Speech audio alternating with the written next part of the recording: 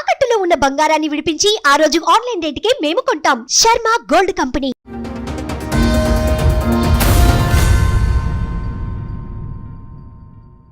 Two 2013లో marriage అయింది. Arranged marriage ma'am.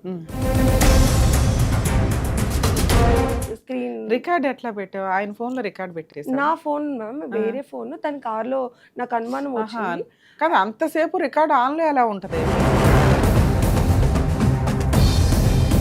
మా అత్తయ్యకి కూడా పూర్తిగా వినిపించకుండా ఇంత గలీజ్ ఉందని అంటే వాళ్ళు కూడా ఓపెన్ చేశారు. సో కూతుర్ని లైన్ లో పెట్టాడు, కూతుర్ని పెళ్లి చేసేసుకున్నాడా? ఓకే, కానీ అక్కడ అమ్మతో తప్పు చేసింది, కార్లో మిస్టేక్ చేసింది అన్ని రికార్డింగ్లో వల్గర్గా పడింది.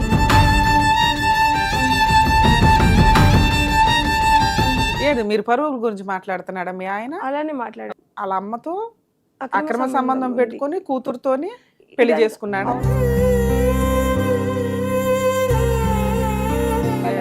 ఆవిడ భర్త ఉండగా మీ ఆయనతో పడుకొని ఆవిడ కూతుర్ని కూడా పణంగా పెట్టింది.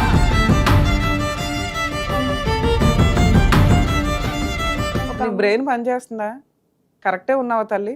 ఎందుకంటే నువ్వు చాలా పెద్ద హీనమైన స్టోరీ చెప్తున్నావు. కానీ వాళ్ళ కూతురుతో అక్రమ సంబంధం పెట్టుకుని పెళ్లి చేసుకుంటాను, దీనికి నువ్వు ఒప్పుకో అని ప్రెజర్ చేస్తే ఆవిడ సరౌండింగ్లో ఉన్న చుట్టాలందరూ ఒప్పుకున్నారు. అదేం విడ్డూరం అర్థం కాలే. నమస్తే అమ్మా. ఎక్కడి నుంచి వచ్చారు? ఏంటి మీ ప్రాబ్లం? నేను వరంగల్ నుంచి వచ్చాను. మీ పేరేంటమ్మా? మౌనిక మ్యామ్. యాక్చువల్లీ 2013లో మ్యారేజ్ అయింది. Arranged marriage ma'am. కానీ ఏంటంటే కొంచెం ఏ విషయంలో నాకు హస్బెండ్తో ప్రాబ్లం లేదు, ఏ రోజు కూడా ప్రాబ్లం లేదు. 2023 నుంచి 2019లో మా మామయ్య చనిపోయారు. 23 నుంచి నాకు కొంచెం సఫర్ అవుతున్నా, తను లేరు అని. 2013 నుంచి 23 వరకు హ్యాపీ. 10 ఇయర్స్ బాగానే ఉంది.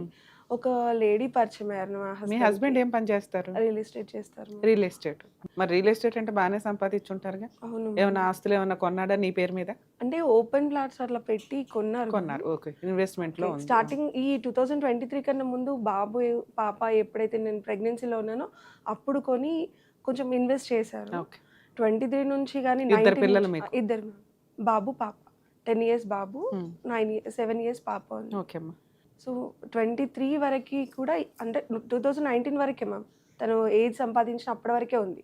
19 నుంచి లేదు. అంటే ఉన్న ఇంట్లోకి రాకపోవడము, చెప్పకపోవడము అంత డిఫరెంట్. ఇంకా 23 నుంచి ఇంకా ఎక్కువైపోయింది. ఓకే. ఆ 23లో మా పక్కనకి కొంచెం రెంట్కి ఒక ఫ్యామిలీ వచ్చింది. నేను అప్పటికి గమనించుతూనే ఉన్నాను. Rented house ma'am. మేము ఇప్పటికీ రెంట్లోనే ఉన్నాము. సో రెంట్ పక్కన రెంటే, అంతకు ముందు ఉంది రెంటే, ఇప్పుడు ఉండేది కూడా రెంటే. మా పక్కకి వేరే వాళ్ళు కూడా రెంట్కి వచ్చారు. ఎవరెవరు ఉంటారు ఇంట్లో? మీ అత్త, నేను, అత్తయ్య, మా హస్బెండ్, ఇద్దరు పిల్లలు. మామయ్య 2019లో ఎక్స్పైర్ అయ్యారు. అప్పటి నుంచి నేను గమనిస్తూనే ఉన్నాను. ఏంటంటే తను బయట తిరగడము, రావడము, ఇంట్లో సరిగా ఉండకపోవడం నాకు గమనించాను. అయినా పర్లేదులే, ఇంట్లో అయితే బాగుంటున్నాడు, పిల్లలతో బాగుంటున్నాడు కదా అని ఎవరికి చెప్పుకోలేదు. అత్తయ్యకి, ఆడపడుచులకు మాత్రమే చెప్పుకున్నాను మ్యామ్. 2023లో ఇంకా ఒకరిని, నేను ఒక ఆంటీ, ఆవిడకి 3 పిల్లలు, తనతో ఎక్కువ క్లోజ్గా మాట్లాడడం, నవ్వడం చూసి కూడా నేను చెప్పాను ఒకసారి. బయట సరదాగా పెద్దవాళ్ళతో మాట్లాడుతూనే ఉంటాం, పక్కింటి వాళ్ళు, ఎదురింటి వాళ్ళతో. అలా అంత డౌట్ ఎందుకు వచ్చింది? అంటే నేను ఆ ఫ్యామిలీతో నేను కూడా మాట్లాడాను. ఆ టైంలో మా అత్తయ్యకి కొంచెం హెల్త్ ఇష్యూ ఉండేసరికి అక్కడ నుంచి మేము షిఫ్ట్ అయ్యాం వేరే హౌస్కి. అంటే హౌస్ షిఫ్ట్ చేయాలి అంటేనే షిఫ్ట్ చేసాం మేము. తర్వాత నుంచి అప్పుడు తను ఒప్పుకోలేదు. హౌస్ షిఫ్ట్ చేయడానికి కూడా చాలా గొడవ చేసిండ్రు.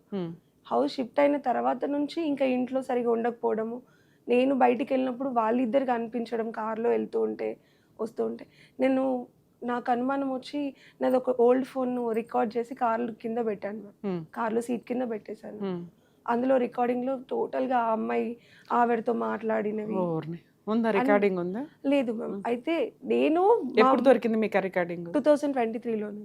2023 సమ్మర్ ఆ టైంలో, ఫెబ్ నుంచి ఈ టైంలో ఫెబ్లో మ్యామ్. నేను ఎందుకు అట్లా పెట్టానంటే అంతకుముందు అక్కడ ఉన్నప్పుడు చూసాను ఆంటీతో, నేను క్లోజ్గానే మాట్లాడాను. యాజ్ ఎ మదర్గా అనిపిస్తున్నారు ఆంటీ మీరు నాకు, మేము మా మమ్మీకి 3 ఆడపిల్లలము అని బాగా క్లోజ్గా మాట్లాడాను. వయసు ఉన్న ఆవిడతోటి మీ ఆయనకి అక్రమ సంబంధమా? అవును మ్యామ్. అంటే ఇంకా దాంట్లో వేరే కూడా ఉంది. చెప్పండి. సార్ నేను దొరకబట్టిన తర్వాత తను ఆవిడ వయసు ఎంత ఉంటుంది సుమారు? 40+ ఉంటుంది మ్యామ్. మీ హస్బెండ్ వయసు ఎంత? 38 ఉంటుంది. వారిని నాకు 35, తనకి 38 మ్యామ్. 38, ఆవిడ 40. ఇది ఏముందమ్మా, పెద్ద అమ్మ క్యారెక్టర్ లో ఎందుకు ఊహించావు? నేను ఊహించలేదు మ్యామ్, జరిగినది సిచ్యువేషన్. తను కూడా ఆవిడ కొంచెం మీకంటే కొంచెం పెద్దదో, 2-3 ఇయర్స్ పెద్ద. లేదు మ్యామ్, యాక్చువల్లీ ఏంటంటే నేను రికార్డింగ్స్ విన్న తర్వాత ఓకే, అక్రమ సంబంధం ఓకే. నేను అనేది మీ అమ్మ వయసు ఉన్న అంత ఆవిడతోటి మీ ఆయన అక్రమ సంబంధం పెట్టుకోలే. ఆయనకంటే 2-3 సంవత్సరాలు పెద్ద ఆవిడతో అక్రమ సంబంధం పెట్టుకున్నాడు. ఆవిడతో అక్రమ సంబంధం కంటిన్యూ అవుతుంది, వీళ్ళు కొంచెం అబ్నార్మల్ గా ఉన్నారు అని ఏ విషయం మీద మీకు అనిపించింది? నువ్వు బానే మాట్లాడావు, ఆయన బానే మాట్లాడుతూ? లేదు మ్యామ్, మాకు కాల్స్ వచ్చేది ఆయన ఫోన్ కి. అంతకు ముందు వరకు 2023 నీకు ఆవిడ మీద ఎందుకు అనుమానం వచ్చింది? కాల్స్ వచ్చాయి మ్యామ్. ఆవిడే కాల్ కాల్ చేయడం. మరి నువ్వు కూడా మాట్లాడేదానివా? ఎందుకంటే నీకు పరిచయమే కదా ఆవిడ. తన ఫోన్ మ్యామ్, తన ఫోన్ కోసం నేను హలో అన్నప్పుడు నాతో మాట్లాడితే నేను గమనించేదాన్ని. సో నా ఏంటంటే చెప్పండి ఆంటీ అని నేను మాట్లాడేదాన్ని నార్మల్ గా. కానీ తను మా మాట వినేసి కట్ చేశారు. నేను మా అత్తయ్య డిస్కషన్ చేసాం, ఇట్లా కాల్ చేస్తున్నారంటే ఒకసారి మా అత్తయ్య మాట్లాడింది. ఏంటమ్మా ఎందుకు ఫోన్ చేస్తున్నాడు, మేము షాప్లో మాకు డబ్బులు ఇవ్వాలి మీ బాబు అంటే సరే అని పేమెంట్ చేయించాను. ఇంకా అప్పటి నుంచి ఫోన్ సైలెంట్. స్క్రీన్ రికార్డ్ ఎట్లా పెట్టావు? ఆయన ఫోన్ లో రికార్డ్ పెట్టేసి? నా ఫోన్ మ్యామ్ వేరే ఫోన్, తన కార్లో నాకు అనుమానం వచ్చింది. కదా అంతసేపు రికార్డ్ ఆన్ లో ఎలా ఉంటది? 8 hours పెట్టాను మ్యామ్, 8 hours ఉంది. అందులో కట్ చేసుకున్నాను. ఫోన్ రికార్డులు పెట్టుకోవచ్చట 8 hours 10 hours? నేను అది యూజ్ చేయని ఫోన్ మ్యామ్, 2 phones ఉండే. అంతసేపు రికార్డ్ అయింది. అందులో అంటే తన వాయిస్ విన్నది నేను మా అత్తయ్యకి ఆడపడుచుకి కూడా చూపించాను. మమ్మీ అందులో నీకు ఏమనిపించింది? ఏంటంటే షాప్కి వెళ్ళడం, వాళ్ళని షాప్ దగ్గర డ్రాప్ చేయడము, డ్రాప్ చేసిన తర్వాత ఈ లంగాలు బ్లౌజులు అని మాట్లాడడం. సో ఇంట్లో వాళ్ళతో ఎట్లా మాట్లాడారో వాళ్ళతో అట్లానే మాట్లాడితే కూడా నేను అప్పటికి కూడా ఏం అనదు మ్యామ్, చెప్పాను. 8 hours రికార్డ్ వేస్ట్ అయింది అప్పటికి. నేను అడిగితే అవును నేను విన్నా, ఇంకొంచెం వేరే టాపిక్స్ కూడా ఉండే నాకు అందులో. అవే చెప్పాలి, మాకు తెలియాలి కదా. నువ్వు అనేస్తే అది నిజమో కాదో నాకు ఎట్లా తెలుస్తుంది? ఇప్పుడు వాళ్ళు ఏదైతే రెంట్కి వచ్చిన హౌస్ ఉందో మ్యామ్, ఆ హౌస్ ని తను ఓన్ గా ఏమంటారు మా హస్బెండ్ తీసుకున్నారు 2023లో. వాళ్ళు ఏదైతే ఉన్నారో ఆ హౌస్ తీసుకొని దాన్ని రినోవేషన్ చేపిస్తున్నారు అన్నట్టు. చేపించేటప్పుడు కాల్స్ చేసి వేరే వాళ్ళకి కాల్ చేసి వాళ్ళు ఊరు వెళ్తారు, నువ్వు వచ్చి దీన్ని రిపేర్ చెయ్యి, వాళ్ళు ఉండరు అని మళ్ళీ వాళ్ళని మ్యారేజ్ దగ్గర డ్రాప్ చేయడము, ఇవన్నీ విన్నాను. ఇంకా కొంచెం వల్గర్ గా కూడా నాకు ఇంకా చెప్పుకోలేను. అడిగాను మా అత్తయ్యకి కూడా పూర్తిగా వినిపించకుండా ఇంత గలీజ్ ఉందని అంటే వాళ్ళు కూడా కోపం చేశారు. ఏమంటాడు మీ ఆయన? ఏమంటాడు? లేదు నాకు నిజమే అని ఒప్పుకున్నారు. గుడి దగ్గరికి వచ్చి ప్రమాణం చేశాడు కూడా మ్యామ్. ఏమని? ఇంక నుంచి ఆవిడతో తిరగను నాకు అంటే నేను అప్పుడు ప్రమాణం చేసేటప్పుడు ఇంకో ట్విస్ట్ చెప్పాడు, నేను వేరే ఆమెను మ్యారేజ్ చేసుకున్నా, ఈమె కాదు అని చెప్పేశాడు. నేను అదే అన్నా, ఇక ఇప్పటి నుంచి నేను ఇలాంటి పని చేయను, ఆమెతో తిరగను అని మాత్రం చెప్పిండు మ్యామ్. సరే వేరే ఆమెను మ్యారేజ్ చేసుకున్నా అంటే నన్ను భయపెట్టిస్తున్నాడేమో అబద్ధం అనుకున్నాను. అది కూడా నేను చెప్పాను, మా ఇంట్లోనే చెప్పాను, మమ్మీ వాళ్ళకి చెప్పలేదు, అత్తయ్యకి ఆడపడుచులకు చెప్పాను. చెప్తే తను ఏమంటున్నారంటే వచ్చి అడిగారు మ్యామ్, మార్నింగ్ 4 o'clock నుంచి 8 o'clock వరకు వెయిట్ చేసి చెప్పు మ్యారేజ్ చేసుకున్నావు అని బెదిరిస్తున్నావా, నిజం చెప్తున్నావా అంటే లేదు నేను చేసుకున్నాను, వాళ్ళకి కూడా నిజం అలానే చెప్పిండు. వాళ్ళు ఏమన్నారంటే లేదమ్మా నిన్ను బెదిరియడానికి నువ్వు మంచిగా ఉండాలి. నేనేంటంటే మ్యామ్ బయట ఎవరితో తిరిగినా అడగాలి కదా అన్నట్టు అడగడం అంతే. అడిగి ఒక 1 hour లేకపోతే ఈవినింగ్ వరకు గొడవ, మళ్ళీ నైట్ అయిపోయేసరికి సపరేట్ క్లోజ్ అయిపోయేది, ఏం గొడవ ఉండదు. సో ఆ రోజు నేను మ్యారేజ్ చేసుకున్నాను మనిషి మరి చెప్పు ఎవరు అంటే కొంచెంగా నన్ను ఒప్పియడం, నేను ఇంకో ఆమెను నేను చేసుకున్నా, ఆమెకి పిల్లలు పుట్టిరు అని అబద్ధం ఆడాడు, లేదు నేను కరీంనగర్లో ఉంటుందని ఎన్ని అబద్ధాలు ఆడినా లాస్ట్ 2025 February శివరాత్రి రోజు నన్ను తీసుకెళ్ళి మళ్ళీ అదే గుడికి తీసుకెళ్ళి ప్రమాణం చేసి నేను పెళ్లి చేసుకుంది ఆ అమ్మాయి వాళ్ళ మదర్, నీకు ఆ మదర్ అని చెప్పినా కదా, మదర్ కాదు, నేను మదర్తో తప్పు చేసిన అన్నది నిజమే, కానీ ఆ మదర్ కాదు, నాకు వాళ్ళ కూతురు అంటే ఇష్టం అని చెప్పాడు మ్యామ్. ఆ అమ్మాయి 18 years కూడా ఉంటుందో లేదో నాకు అంత ఐడియా లేదు. తను చెప్పాడు మొన్న June. సో వాళ్ళ అమ్మతో మాట్లాడేది అబద్ధం, ఏదో రొమాంటిక్ గా మాట్లాడేవి ఇవన్నీ కూతుర్ని లైన్ లో పెట్టడానికి. సో కూతుర్ని లైన్ లో పెట్టాడు, కూతుర్ని పెళ్లి చేసేసుకున్నాడా? ఓకే, కానీ అక్కడ అమ్మతో తప్పు చేసింది, కార్లో మిస్టేక్ చేసింది అన్ని రికార్డింగ్ లో వల్గర్ గా పడినాయి, ఒప్పుకున్నాడు. ఒప్పుకున్న తర్వాత కూడా ఆ రికార్డింగ్స్ నన్ను ఎందుకు తీపిచ్చాడంటే ఇది ఆమె ఏజ్ పెద్దది, నా విలువ పోతుంది, నా పరువు పోతుంది. ఏది మీరు పరువు గురించి మాట్లాడుతున్నాడా మీ ఆయన? అలానే మాట్లాడాడు. వాళ్ళ అమ్మతో అక్రమ సంబంధం పెట్టుకొని కూతురుతోని పెళ్లి చేసుకున్నాడా? అవును మ్యామ్. అయితే ఇంకొక ప్రాబ్లం ఎక్కడ వచ్చిందంటే మ్యామ్, అమ్మతో అక్రమ సంబంధం పెట్టుకున్నాడని వాళ్ళ హస్బెండ్ కి ఆ అమ్మ వాళ్ళ సన్ కి చెప్పాను నేను. డైరెక్ట్ గా కాల్ చేసి అమ్మా ఆవిడ భర్త కూడా ఉన్నాడా తల్లి? భర్త ఉన్నాడు, కొడుకున్నాడు, 2 పిల్లలు ఉన్నారు, ఆడపిల్లలు ఉన్నారు మ్యామ్. ఒక బ్రెయిన్ పనిచేస్తుందా? కరెక్టే ఉన్నావా తల్లి? నేను ఎందుకంటే నువ్వు చాలా పెద్ద హీనమైన స్టోరీ చెప్తున్నావు. నేను ప్రూఫ్ తో సహా వచ్చాను మ్యామ్. వాళ్ళ భర్త ఆవిడ భర్త ఉండగా మీ ఆయనతో పడుకొని ఆవిడ మళ్ళీ వాళ్ళ కూతుర్ని కూడా పణంగా పెట్టిందా? అంత పనికి మాలిన ఫ్యామిలీ వాళ్ళు. అవును మ్యామ్. అలా ఆయనకి చెప్తే అలా ఆయన ఇంకా కాపురం చేస్తున్నాడా? చెప్తే అలా ఆయన కాపురం recordings లో చేస్తున్నాడా లేదా? చేస్తున్నారు మ్యామ్. వాళ్ళకు గొడవలు వచ్చి ఒక 6 months అటు ఇటు చేశారు మ్యామ్. మమ్మల్ని కూడా నిద్రపోనీయకుండా కాల్స్ చేయడం, మీ వాళ్ళ ఇంట్లో గొడవలు అవును అయినాయి అంతే కదా. అన్నారు. మరి అన్న తర్వాత తను ఏమన్నారంటే, అమ్మా నీ భర్త నా భార్యతో కాదు నా కూతురు కావాలంటున్నాడు, మరి నా కూతురు పెళ్లి చేసుకుంటా అంటున్నాడు, నువ్వు ఒప్పుకుంటే నా బిడ్డని ఇస్తా అని చెప్పేసి నాకు ఆయన అన్నాడా? ఆయన రివర్స్ చేశారు. సూపర్. ఆయన అన్నాడు. అన్న తర్వాత కూడా పోలీస్ స్టేషన్లకు మా మమ్మీ ఏపీఎస్ లో కంప్లైంట్ ఇచ్చారమ్మా? Rachakonda medical okay. పిఎస్ లో నా కూతురు చిన్న ఏజ్ ఉన్న అమ్మాయి మా అల్లుడు పెళ్లి చేసుకున్నాడు అంటే, మా హస్బెండ్ ఏమో మీ అమ్మ వచ్చి పోలీస్ స్టేషన్లో ఎట్లా పెడుతుంది అని ఇంకా కొంచెం కోపం చేసి గొడవ చేయడం, ఇంట్లో చచ్చిపోతా నేను బ్రతకను అని అల్లరి చేస్తే నాకు భయమైంది మ్యామ్. నాకు తెలియదు అసలు ఎట్లా వెళ్ళాలి ఏంటిది అనేది, అర్థం అవ్వలేదు. సరే పోలీస్ అని స్టేషన్కి చెప్పేసి వెళ్ళావు కదా, అక్కడేం చెప్పాడు మీ ఆయన? గుళ్ళకి మమ్మీ వెళ్ళి వెళ్ళింది. నీ ముందు దేవుడి ముందు ప్రమాణాలు చేసేస్తున్నాడు, అమ్మతో అక్రమ సంబంధం ఉంది, కూతుర్ని పెళ్లి చేసుకుందాం అనుకుంటున్నాను అని. నువ్వు పోలీస్ వెళ్ళి స్టేషన్ లో మొన్న October 11th కి నేను నా పెళ్లి చేసుకున్నా.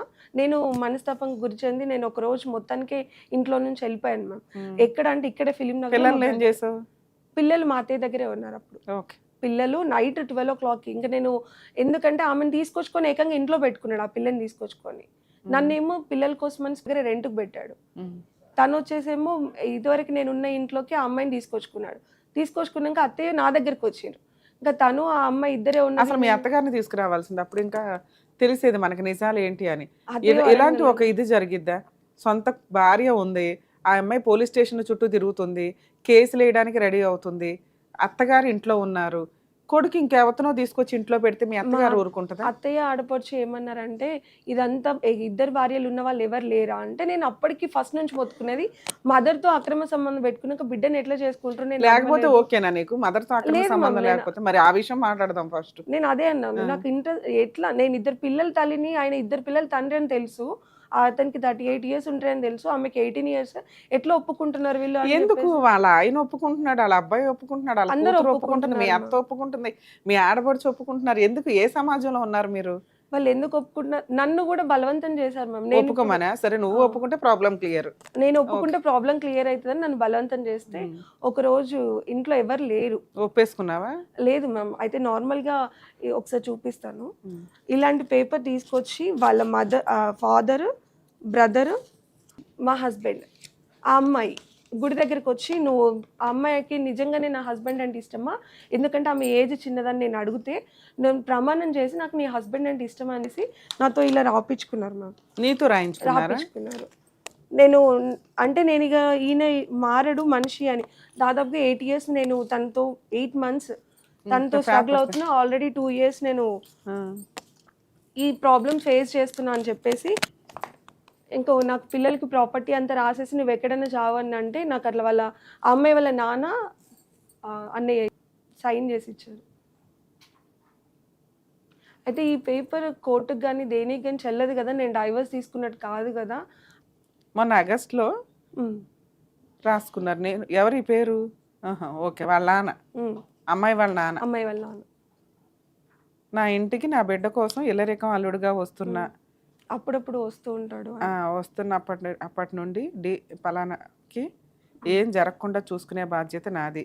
నా బిడ్డ కోసం ఇంటికి అప్పుడప్పుడు వస్తూ నా బిడ్డతోనే ఉంటున్నప్పుడు తనకి ఏం జరగకుండా ఎన్నిసార్లు రాస్తారు ఇది? మా ఇంటికి మాత్రమే వస్తాడు, తనని ఇంకా ఎక్కడికి తీసుకెళ్ళను అని తెలియకుండా తీసుకొని వెళ్ళాము. నీకు తెలియాల్సినవి నీకు చేయాల్సినవి చేసిన తర్వాత నుండి మా ఇంటికి రావడానికి అనుమతిస్తాము. ఏముంది ఇందులో? ఆ పేపర్ అడ్డు పెట్టుకొని పెళ్లి చేసుకున్నారని చెప్తున్నారు. అడ్డే ఉందమ్మా, అసలు ఇందులో ఏముంది తల్లి? తన ఇంటికి అమ్మాయి వాళ్ళ ఇంటికి తీసుకొచ్చుకుంటాను, వాళ్ళ ఇంటికి వెళ్తాను అని చెప్పేసి ఈయన అప్పటి నుంచి దాదాపుగా 8 months నుంచి మ్యామ్. ఇందులో ఏమీ లేదు. ఏదైనా ఉంటే పేపర్ పనికి వస్తుంది, పేపర్ పనికి రాకపోవడం ఏమి ఉండదు. ఇందులో నువ్వు చెప్తున్న స్టోరీ ఏమీ లేదు. పలానా వ్యక్తి నీ ప్రాబ్లమ్ సాల్వ్ అయినాక మా ఇంటికి వస్తాడు, అప్పటిదాకా మేము ఎంటర్టైన్ చేస్తామని. ఇంకో పేపర్ ఉంది, అదేంటిది? ఇది నా హస్బెండ్ రాసిచ్చారు. ఏం రాశాడు? ఆ పేపర్ కోర్టులో పనికి రాకపోవడం కాదు తల్లి, పేపర్లో ఏమీ లేదు. ఏమీ లేనప్పుడు అది ఎందుకు ఉపయోగపడుతుంది? అదే టైంకి ఈయన కూడా రాశాడా?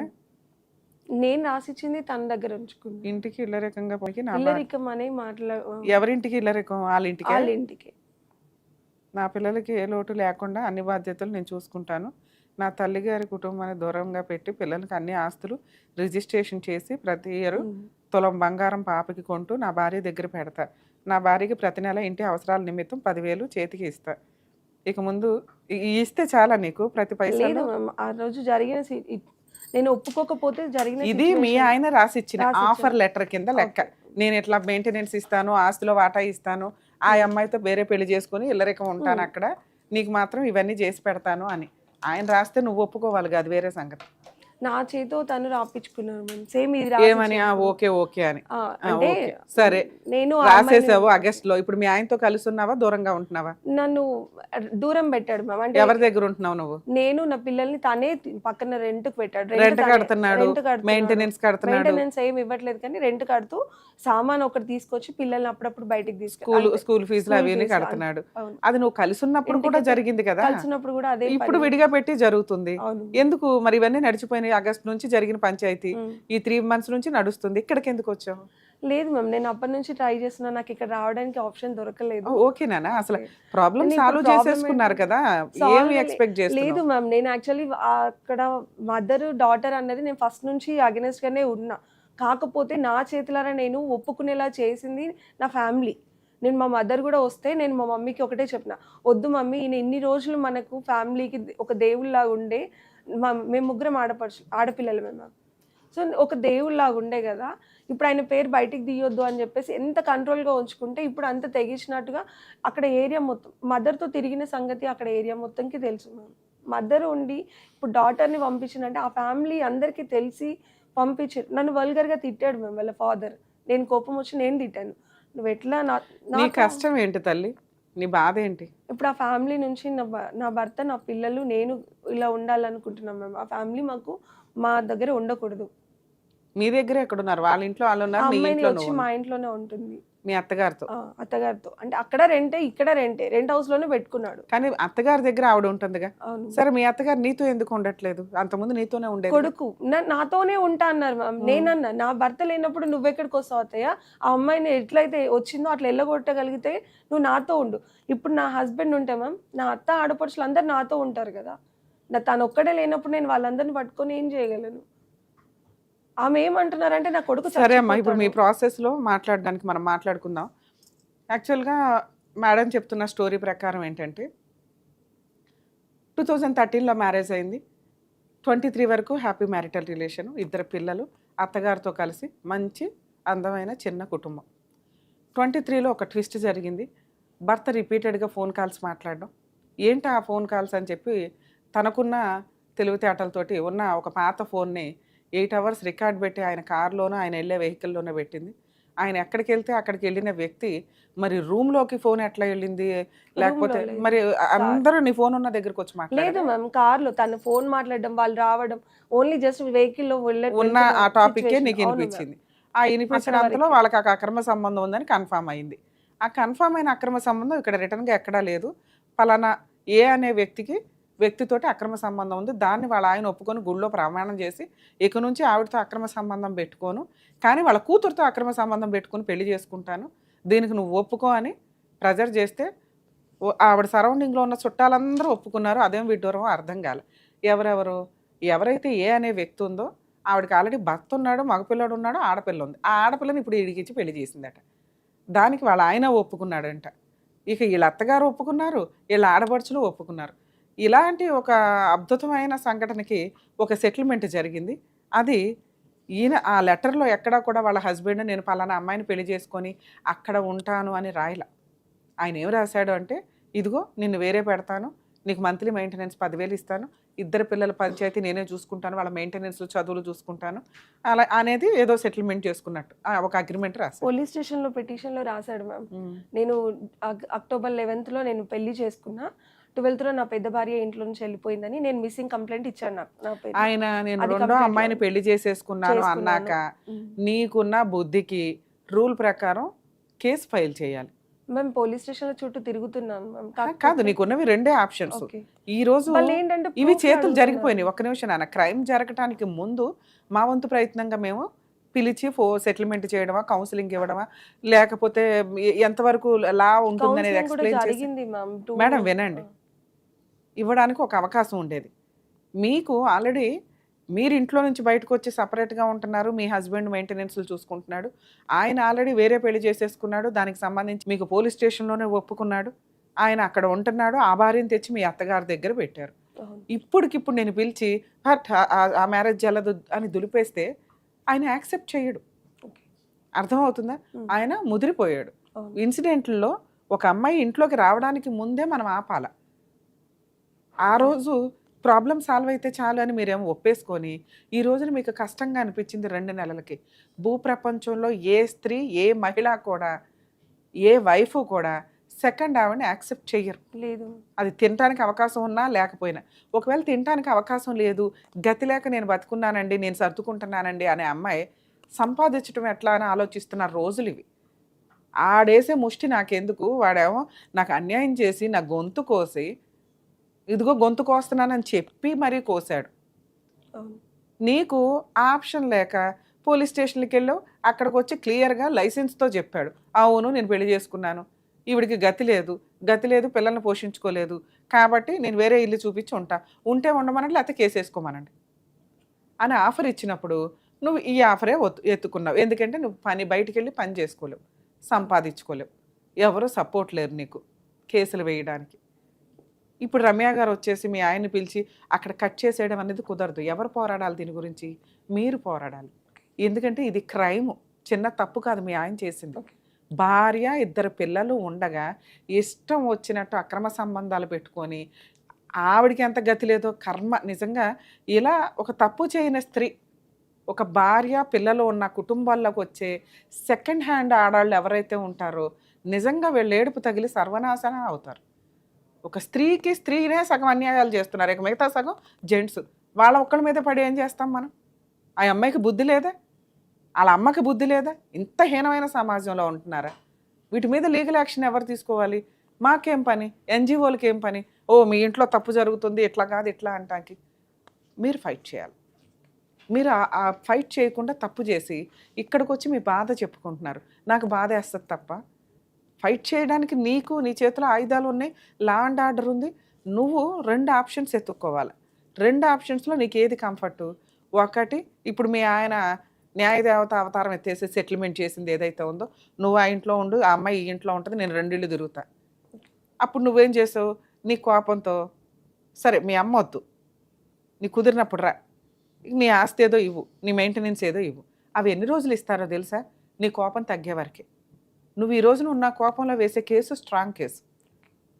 ఆ కోపం తగ్గిపోయినాక నీకు ఆల్రెడీ సంవత్సరం అయింది వాళ్ళిద్దరూ ఉండి, ఆల్రెడీ 3 సంవత్సరాలు అయింది. ఇప్పుడు నేను విడగొట్టేది ఏముంది? అలవాటు అయిపోతుంది. సొసైటీకి ఇప్పటికే అలవాటు అయిపోయింది, సొసైటీకి అలవాటు అయిపోద్ది, నీ చుట్టాలకు అలవాటు అయిపోద్ది, నీకు కూడా అలవాటు అయిపోద్ది. అప్పుడు కోర్టు ఏమంటుంది? ఏమో 3 సంవత్సరాలు పట్టిందా మీరు అందరూ పులిహార పంచాయతీలు చేసుకొని నా దగ్గరికి రావడానికి? తప్పు జరిగినప్పుడు, అన్యాయం జరిగినప్పుడు, క్రైమ్ చేసినప్పుడు చంప పగిలిపోయేలాగా ఫైటింగ్ చేయాలి క్యారెక్టర్ కోసం. ఆ ఫైటింగ్ నువ్వు చేయలే, ఎందుకంటే నిస్సహాయత. అప్పుడు బాధపడొద్దు, బ్రెయిన్లోంచి తీసే మా ఫ్యామిలీస్ అంతా ఇంతే అని అనుకో. ఎటో ఒకవైపు ఉండు, 2 చోట్ల ఊగిసలాడుకో. సైకలాజికల్ డిప్రెషన్తో ఒకసారి ఇంట్లో నుంచి వెళ్ళిపోయావు చూడు, అలా వెళ్ళిపోతే ఎవరికి అన్యాయం జరిగిద్దో చెప్పు? నీకు. నువ్వు పోతే ఇక్కడ ఎవ్వరికీ ఫరక్ పడదు, ఒక్క నీ 2 పిల్లలకే తప్ప. నువ్వు ఉంటే వాళ్ళకు ఒక 100 మంది ఉన్నట్టు లెక్క. నువ్వు కనీసం ఆ కాన్షియస్ కూడా నీకు లేదు. సూసైడ్ అటెంప్ట్ చేసుకోవడానికి పోయావు ఒకసారి. పోనీ అప్పుడు ఏమన్నా న్యాయంగా ఉన్నావా? ఇట్లాంటి వెధవకు బుద్ధి చెప్పాలి అని ఎక్కడన్నా అనుకున్నావా? ఉత్తనే పోలీస్ స్టేషన్కి వెళ్ళి సెటిల్మెంట్ చేసుకున్నావు. ఆ రోజు నీకు ఇష్టం ఉన్నా లేకపోయినా, నాన్న ఈ లెటర్ కరెక్ట్ కాదు, సర్దుకుంటే నువ్వు ఇక్కడికి రావద్దు. ఎటో ఒకవైపు సర్దుకుపోయావు. ఇప్పుడు సర్దుకుంటే నీ లైఫ్ ఎట్లా ఉంటుందో తెలుసా? మెయింటెనెన్స్ ఇస్తాడు, అక్కడ చూసుకుంటాడు, ఎక్కడ చూసుకుంటాడు, ఆయన పెద్ద మహారాజు. అర్థమవుతుందా? మీ అత్తగారు ఓటు అట్టుపడింది. యాక్చువల్గా నువ్వు సర్దుకునేటట్లయితే మీ అత్తగారి నీ వైపు ఉండాలి. అప్పుడు నువ్వు పెద్ద కోడలివి, నీ క్యారెక్టరు నువ్వు ఆల్రెడీ నీ భర్తతో కలిసి ఉన్నట్టే ఆవిడ కీప్ అవుతుంది. సెకండ్ మ్యారేజ్ లీగల్గా వ్యాలిడ్ కాదు కదా. నువ్వు మా ఆయనే లేనప్పుడు నువ్వెందుకు అనేయటం వల్ల మీ అత్తగారు ఉంటే 2 సార్లు వచ్చి మీ ఆయన 4 సార్లు వస్తాడు. నీ పిల్లలకి తండ్రి ఉంటాడు, నీకు భర్త ఉంటాడు. కీప్ బయట ఉన్నట్టు లెక్క. నువ్వు మీ అత్తగారిని ఇక్కడ తెచ్చుకోకపోవడం వల్ల అక్కడ సెకండ్ భార్య మంచిది, సెకండ్ భార్య అయింది, కీప్ అవల. ఓకే, సెకండ్ భార్య మంచిది, అత్తగారిని పువ్వుల్లో పెట్టుకొని చూసుకుంటుంది. ఫస్ట్ భార్య గయాళి గంప బయటికి వెళ్ళిపోయింది పిల్లల్ని తీసుకొని. అమ్మో మా పిల్లోడు కష్టపడిపోతున్నాడమ్మా, తెచ్చిన 10 రూపాయలు అక్కడ 5 రూపాయలు ఇక్కడ 5 రూపాయలు ఇవ్వలేక అని మళ్ళీ వేలు నీ వైపే చూపిస్తున్నారు. అలాంటి హీనమైన కుటుంబ ఫ్యామిలీ సర్కిల్ నీది. అర్థమవుతుందా? సో సర్దుకుంటే మీ అత్తగారిని కూడా తెచ్చుకొని నువ్వు పెద్ద భార్య ఆవిడ కీప్ అనే క్యారెక్టర్ వచ్చేలాగా చూసుకొని ఎక్కడికక్కడ ఫైనాన్షియల్ కంట్రోల్ నీ గ్రిప్లో పెట్టుకుంటూ ఉండు. అయిపోయింది, సర్దుకున్నావు. సర్దుకుంటే పూర్తిగా ఇక లౌక్యం ప్రదర్శించు. చాణక్య లౌక్యం అంటారు చూడు, అన్ని తెలివితేటలు ప్రదర్శిస్తూ ఫైనాన్స్ మీద కాన్సన్ట్రేట్ చేయి. ఎంత ఇన్కమ్ వస్తుంది, అక్కడ ఎంత పంపిస్తున్నాడు, అక్కడ 3 రూపాయలు వెళ్ళాలా, ముందు పిల్లల మీద ఆస్తులు కానీ ఇవన్నీ రాశాడు కదా, అవి స్ట్రాంగ్గా వచ్చేలాగా రాయించుకో. ముందు ప్రాపర్టీ రిజిస్ట్రేషన్ కంప్లీట్ చేయించు. నువ్వు ఫస్ట్ ఆప్షన్ చూస్ చేసుకున్నా, రెండో ఆప్షన్ చూస్ చేసుకున్నా కూడా ప్రాపర్టీలు ఏదైతే రాసిస్తానన్నాడో ఈ టైంలో రాసిందే రాసినట్టు, తర్వాత రాయరు. అర్థమవుతుందా? ప్రాపర్టీలు రాయించుకో, అత్తగారిని తెచ్చి నీ దగ్గర పెట్టుకుంటూ ఉండు. ఆవిడ క్యారెక్టర్ కరెక్ట్ కాదనేది నువ్వు చెప్పకుండానే చెప్పినట్టు అవుతావు. ఇక సెకండ్ ఆప్షన్, సర్దుకోలేకపోతున్నారు మేడం, నాకు నరకంగా ఉంది సైకలాజికల్గా, అర్జెంటుగా ఒక లాయర్ని పెట్టుకో. పోలీస్ స్టేషన్లో బైగామీ కేసు రిజిస్టర్ చేయి, అరెస్ట్ అవుతారు వాళ్ళిద్దరు.